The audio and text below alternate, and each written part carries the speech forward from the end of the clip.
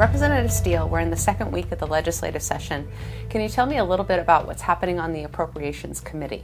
Yes, we've already been off to a big start, incredible schedule already. In the first few days of committee work, we've already heard from over 100 people testifying on the governor's proposal for his appropriations as he's laid it out in the general fund operating budget. So it's been full of testimony, full of very interesting testimony, and a lot of folks making their case as to why they need more money in the budget than what the governor's already allocating.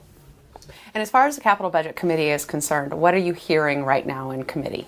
Well, I've had the honor, of course, of being named the assistant ranking member on the capital budget, so there's been a lot of both public meetings and already negotiations behind closed doors on the capital budget. But over the last couple of days, we've heard some very interesting testimony on cross-laminated timber, as well as a report from the ORCA task force that was appointed by the governor. The largest portion of the spend in the $1.1 billion proposal by the governor is actually coming out of the capital budget to the tune of almost $600 million.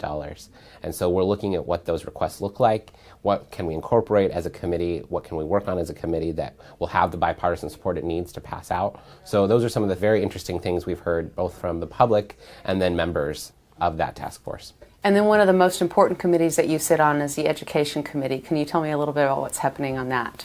Yeah, we continue to be haunted by the ghost of McCleary, quite frankly. As the ranking member on education now, we've had to do a deep dive over the last 2 weeks into education policy around the state. We've spent a lot of time trying to encourage the new members that have just been newly elected to get familiar with education in Washington state and all the nuances that go along with that. So we've spent the last 2 weeks really in public hearings and work sessions trying to understand all the ins and outs of funding, as well as the associations and organizations that are responsible for carrying out K-12 education in Washington state. Are there any big policy bills in the Education Committee that you'll be hearing soon? I think one of the most interesting that's gaining some traction is a conversation around going to a simple majority for bond votes. And it's interesting that it comes to education because it does directly relate to the capital budget. So I will be fortunate to hear it in both, as a member of both committees. But that's gotten a lot of traction, and we'll be hearing about that bill. But we'll also be hearing over the next couple of days about the teacher shortage in Washington state and what's being done to address that. So lots of very interesting stuff happening in education.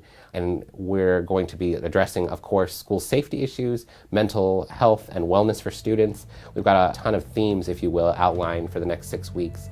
And it's important to recognize how quickly, even in a long session, policy cutoff comes. So it's just 6 weeks away, but we're trying to stack it with as many bills and as many hearings as possible.